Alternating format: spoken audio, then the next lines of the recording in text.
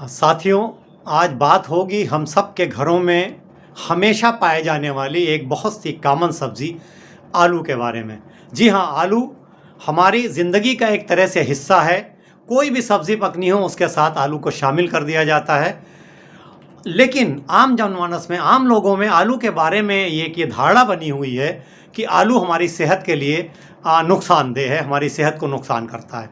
ख़ास तौर पर हमारे वो साथी जो डायबिटिक्स है या जिनको शुगर की बीमारी है, जैसे ही लोगों को पता चलता है कि इनको डायबिटीज़ हो गई है, फ़ौरन हमारे चारों तरफ के लोग ये सलाह देने लगते हैं कि आपको आलू नहीं खाना। और बहुत से डॉक्टर्स भी ये शुगर के मरीज़ों को बताते हैं कि आपको आलू नहीं खाना है। वेलकम फ्रेंड्स, मैं हूं आपके साथ डॉक्टर खालिद सिद्दीकी और आप देख रहे हैं आपका अपना यूट्यूब चैनल सेहत की बात डॉक्टर खालिद के साथ। साथियों, आज बात करेंगे आलू की कि आलू हमारा दोस्त है या हमारा दुश्मन है। और हमारे वो साथी जो शुगर के पेशेंट हैं, जो डायबिटिक्स हैं, उन्हें आलू खाना चाहिए या नहीं खाना चाहिए, और अगर खाना चाहिए तो कैसे खाना चाहिए और कितना खाना चाहिए। तो मेरे साथ इस वीडियो में लास्ट तक बने रहिए। इस वीडियो में हम पहले बात करेंगे कि आलू में कौन कौन से नरिशमेंट या न्यूट्रिशनल वैल्यू उसकी क्या है, कौन कौन सी चीज़ें पाई जाती हैं। फिर हम बात करेंगे कि आलू हमें किन चीज़ों में किस तरह से फ़ायदा करता है, और उसके बाद हम लोग बात करेंगे कि वो हमारे साथी जो डायबिटिक्स हैं उन्हें आलू किस तरह से खाना चाहिए और कितना खाना चाहिए। सबसे पहले आइए देखें कि आलू में कौन कौन से नरिशमेंट पाए जाते हैं। आलू, अगर 100 ग्राम रा आलू की बात की जाए तो स्किन के साथ, यानी उसके छिलके के साथ अगर उसके नरिशमेंट वैल्यू की बात की जाए तो उसमें कैलोरी 77 के आसपास होती है। 18 ग्राम के करीब कार्ब्स हैं, प्रोटीन 2 ग्राम के आसपास है, फैट बहुत ही मिनिमल है, ना के बराबर है, फाइबर अच्छी क्वांटिटी में है, 2 ग्राम से ऊपर है, तकरीबन 2.2 ग्राम फाइबर है। विटामिन भरे हुए हैं, विटामिन B1 है जिसे हम थायामीन कहते हैं, B2 राइबोफ्लेविन है, B3 नियासिन है, B6 पायरिडॉक्सिन है और B9 फोलेट है। तो ये बी ग्रुप के विटामिन हैं। ये इनकी मकदार लिखी हुई है कि कितना अमाउंट में ये पाए जाते हैं 100 ग्राम में, और ये परसेंटेज जो है ये हमें ये बता रही है कि 24 घंटे में, एक दिन में हमें ये विटामिन की कितनी ज़रूरत है और कितने परसेंट ये कमी पूरी कर सकता है आलू अगर हम 100 ग्राम खाते हैं।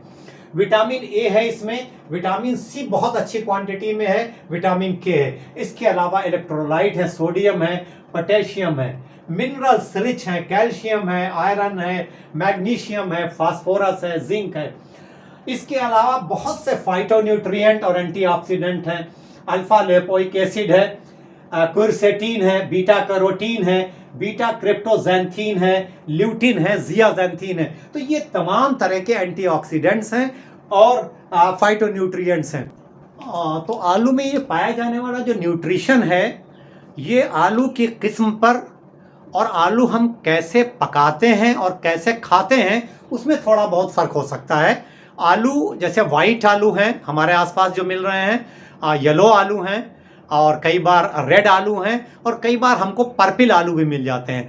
तो जो आलू जितना कलरफुल है, जो ज़्यादा कलरफुल है, उसमें दिस एंटीऑक्सीडेंट और ये जो न्यूट्रिएंट्स हैं थोड़े ज़्यादा होते हैं। पर्पल आलू में सबसे ज़्यादा एंटीऑक्सीडेंट्स पाए जाते हैं, तो जो कलरफुल आलू हैं उसके अंदर ज़्यादा हैं।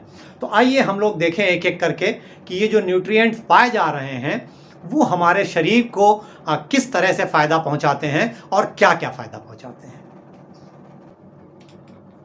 पोटैटो का इस्तेमाल जो है वो हमारे हार्ट हेल्थ के लिए और हमारे ब्लड प्रेशर को रेगुलेट करने के लिए बहुत ही बेनिफिशियल है। देखिए, इसमें फाइबर है, पोटेशियम है, विटामिन सी है, विटामिन B6 है। ये सारी चीज़ें मिलकर के हमारा जो हार्ट हेल्थ है उसको मेंटेन रखती हैं, उसको प्रोटेक्ट करती हैं। इसमें कोलेस्ट्रॉल होता नहीं, और फाइबर जो है ये टोटल कोलेस्ट्रॉल लेवल को घटाता है और बैड कोलेस्ट्रॉल लेवल को घटाता है।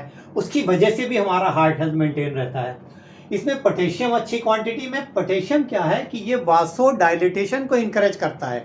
जब ब्लड वेसल्स डायलेट होती है तो हमारा बढ़ा हुआ ब्लड प्रेशर कम होता है। और इसमें जो पोटेशियम, कैल्शियम, मैग्नीशियम ये सब पाया जा रहा है पोटैटो में, ये नॉर्मली जो है वो ब्लड प्रेशर को मेंटेन रखते हैं। तो हमारे ब्लड प्रेशर को मेंटेन करने के लिए और हमारे हार्ट हेल्थ को मेंटेन करने के लिए potato is very good. Potato के अंदर एंटी इन्फ्लेमेटरी प्रॉपर्टी पाई जाती है। जिस चीज़ में भी एंटी इन्फ्लेमेटरी प्रॉपर्टी पाई जाएगी वो हमारे शरीर के लिए मल्टी बेनिफिशियरी तमाम तरह का फ़ायदा पहुंचाता है। इसमें एक चीज़ पाई जाती है कोलिन। कोलिन जो है बहुत ही वर्सिटाइल न्यूट्रिएंट है, बहुत सी चीज़ों में हमें फ़ायदा करता है। हमारी मसल की जो मूवमेंट है उसको रेगुलेट करता है, हमारे मूड को एलिवेट करता है, लर्निंग और मेमोरी को इन्हेंस करता, बढ़ाता है, आपकी लर्निंग पावर का, आपकी मेमोरी को। हमारा जो बॉडी की जो सेल्स है, जो सेलुलर स्ट्रक्चर है, उसकी मेम्ब्रेन के स्ट्रक्चर को मेंटेन करता है, नर्व इम्पल्सेस को ट्रांसमिट करने में मदद करता है, अर्ली ब्रेन डेवलपमेंट में मदद करता है, फैट के एब्जॉर्प्शन में फ़ायदा करता है। तो कोलिन इज़ वेरी इंपॉर्टेंट, जो बहुत सी चीज़ों में काम करता है। And the potato is rich in choline, so उससे हमें पोटैटो से बहुत फ़ायदा होता है। जो पोटैटो के अंदर विटामिन सी पाया जा रहा है, ये हमारी इम्यूनिटी को बूस्ट करता है। और जब हमारी इम्यूनिटी बूस्ट रहती है तो हमें पता है कि हम तमाम तरह की बीमारियों से लड़ने में बहुत सक्षम रहते हैं और बीमारियों से बचते हैं। ये जो अल्फा लाइपोइक एसिड पाया जाता है, इसमें क्या कर रहा है, इट हेल्प्स बॉडी की जो ग्लूकोज है उसको एनर्जी में कन्वर्ट करने में मदद करता है। उसकी वजह से ये ब्लड ग्लूकोज लेवल जो है उसको रेगुलेट करता है। इसके अलावा ये वास्कोडाइलेटेशन को भी इम्प्रूव करता है, तो हमारा बीपी रेगुलेट रहता है, डायबिटिक रेटिनोपैथी से बचाता है दिस, और ब्रेन और नर्व टिश्यू के फंक्शन को प्रोटेक्ट करता है, प्रिजर्व करता है। जो एंटीऑक्सीडेंट पाए जा रहे हैं, कई तरह के क्वेरसेटिन हैं और दूसरे एंटीऑक्सीडेंट जो हैं वो सारे मिल करके एंटी इन्फ्लेमेटरी प्रोडक्ट हैं, और जो ऑक्सीडेटिव सेल डैमेज उससे बचाते हैं हमारी बॉडी को। तो हमें कई तरह के कैंसर से बचा सकते हैं वो, और हम आलू का इस्तेमाल जो है हमें कई तरह के कैंसर से बचाता है। आलू हमारे बोन हेल्थ के लिए बहुत अच्छा है, इसलिए कि देखिए इसमें आयरन है, फास्फोरस है, कैल्शियम है, मैग्नीशियम है, जिंक है। इतनी चीज़ें जो हैं ये हमारे बोन हेल्थ को बहुत फ़ायदा करती हैं। इसके अलावा आलू जो है वो हमारी स्किन के लिए बहुत बेहतर है। स्किन के लिए इसलिए कि इसमें देखिए विटामिन सी है, और इसमें कोलेजन जो है वो, विटामिन सी जो है वो कोलेजन के सिंथेसिस को बढ़ाती है, और विटामिन ए है। ये दोनों चीज़ें जो है वो हमारी स्किन के लिए बहुत बेनिफिशियल हैं।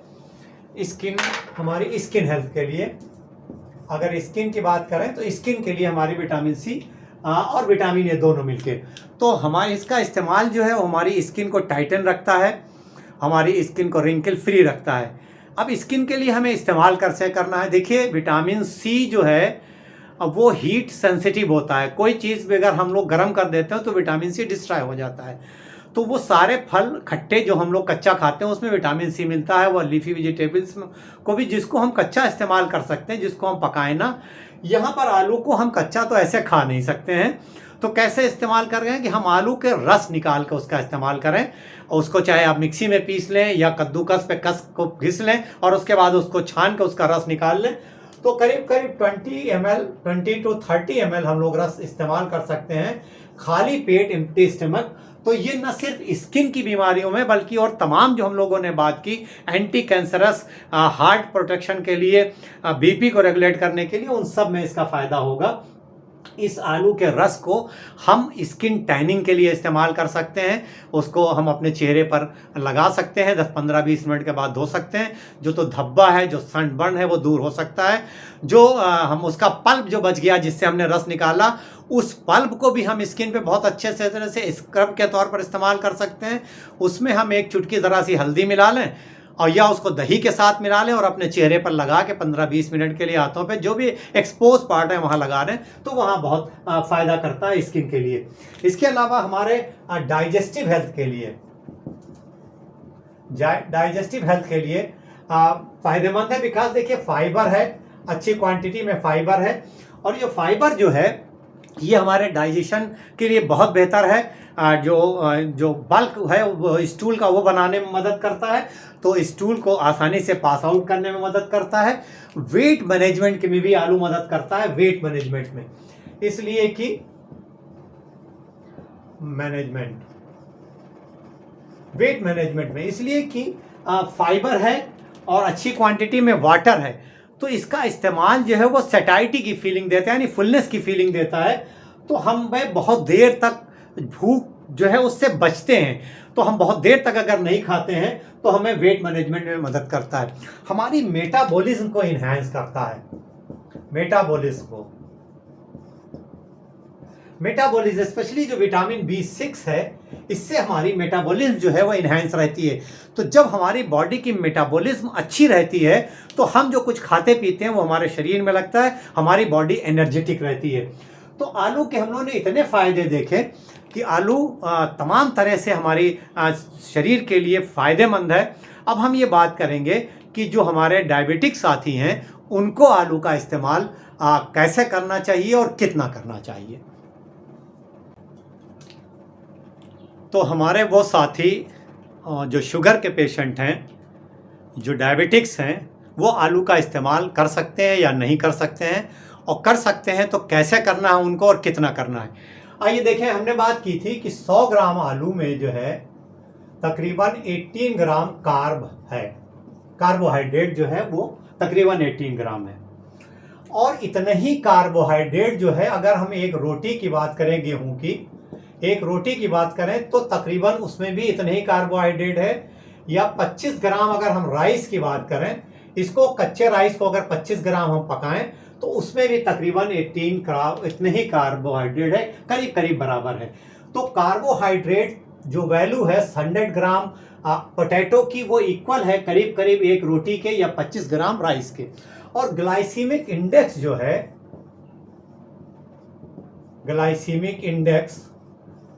ग्लाइसीमिक इंडेक्स वो पैमाना है जो शुगर जो है वो कार्बोहाइड्रेट जो खाने में है वो शुगर को कितनी तेजी से बढ़ाएगी, उसे हम लोग ग्लाइसीमिक इंडेक्स कहते हैं। ग्लाइसीमिक इंडेक्स जो है वो आलू का 70 से 80 के बीच में होता है। इस पे डिपेंड करता है कि कौन सी वैरायटी का आलू है और हमने उसे कैसे पकाया है।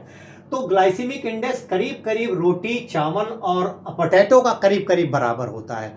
यानी शुगर बढ़ाने की जो ताकत है, कितनी तेज़ी से शुगर बढ़ेगी, वो तकरीबन बराबर ही है। तो अगर हम 100 ग्राम, जो डायबिटीज़ के पेशेंट हैं, अगर वो 100 ग्राम से 150 ग्राम तक पोटैटो एक दिन में अगर इस्तेमाल करना चाहें तो वो इस्तेमाल कर सकते हैं। उसको पार्ट्स में, एक साथ नहीं, 2 या 3 पार्ट्स में इस्तेमाल कर सकते हैं। और ख्याल ये करना है कि जब वो पोटैटो का इस्तेमाल कर रहे हैं तो 100 ग्राम पोटैटो अगर इस्तेमाल कर रहे हैं तो अपने खाने से या तो खाने की जो उनकी डाइट है उसमें से एक रोटी माइनस कर दें, और या 25 ग्राम जो राइस खा रहे हैं उसको माइनस कर दें। तो जो शुगर का कंटेंट है वो बराबर रहेगा और उनकी कैलोरी इंटेक पर कोई फर्क नहीं पड़ेगा। तो 100 से 150 ग्राम पोटैटो जो है वो पार्ट्स में आराम से डायबिटिक पेशेंट खा सकते हैं। ख्याल ये रखना है कि हमेशा जो हम लोग पोटैटो इस्तेमाल करें उसको छिलके के साथ खाना है, स्किन के साथ खाना है। क्योंकि अगर हम स्किन हटा देते हैं तो फाइबर कंटेंट बहुत कम हो जाता है और शुगर का जो स्पाइक है वो बढ़ने के चांसेस ज़्यादा हो जाते हैं। तो पोटैटो को बहुत अच्छे से धो करके, साफ करके हम उसको स्किन के साथ पकाएं, पहली चीज़। दूसरी चीज़ ये है कि जब हम पोटैटो को पका रहे हैं तो उसके साथ ग्रीन लीफी वेजिटेबल्स को शामिल कर दें। तो उससे क्या होता है कि वो बहुत लो कार्बोहाइड्रेट वाली होती हैं और उसमें ढेर सारा फाइबर और नरिशमेंट होता है।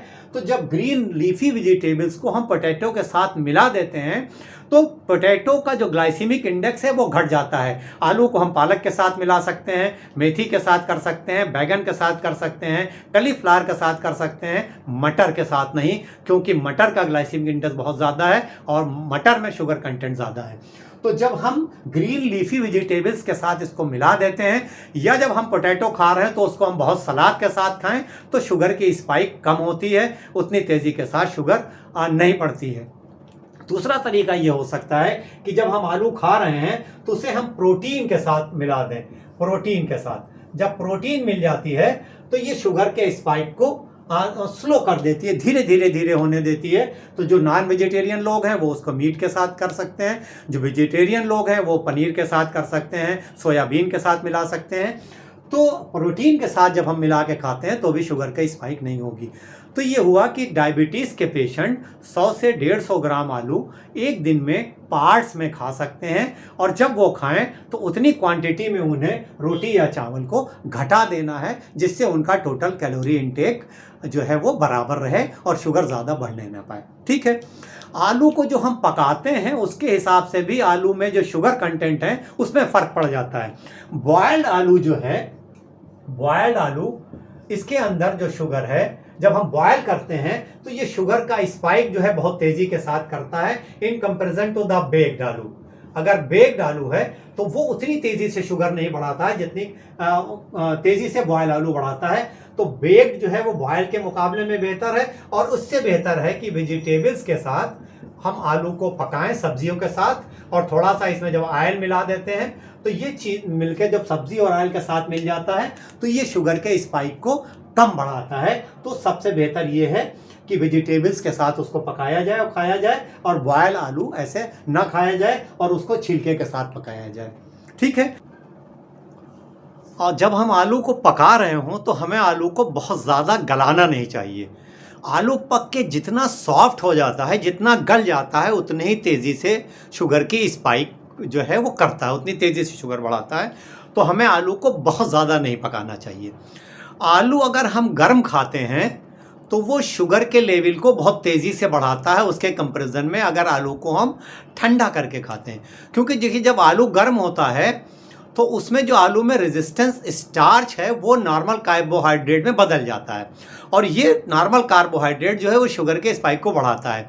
और जब आलू ठंडा हो जाता है तो फिर ये कार्बोहाइड्रेट जो है वो रेजिस्टेंस स्टार्च में कन्वर्ट हो जाता है, जो शुगर के स्पाइक को बहुत धीरे धीरे करता है। इसलिए हमें आलू खाते वक्त ये ख्याल रखना चाहिए कि आलू को हम ठंडा करके खाएं। आलू को कभी भी डीप फ्राई करके नहीं खाना चाहिए, चिप्स की शक्ल में, फ्रेंच फ्राइज़ की शक्ल में, या आलू मुंडा यानी आलू के पकौड़े हैं, ये सब अगर हम लोग कर उसको फ्राई करते हैं तो एक तो उसका कैलोरी इनटेक बहुत ज़्यादा बढ़ जाता है, उसका ग्लाइसीमिक इंडेक्स और ग्लाइसीमिक लोड बढ़ जाता है, और जब हम डीप फ्राई करते हैं तो एक केमिकल रिलीज होता है that is known as the एक्रेलामाइड्स।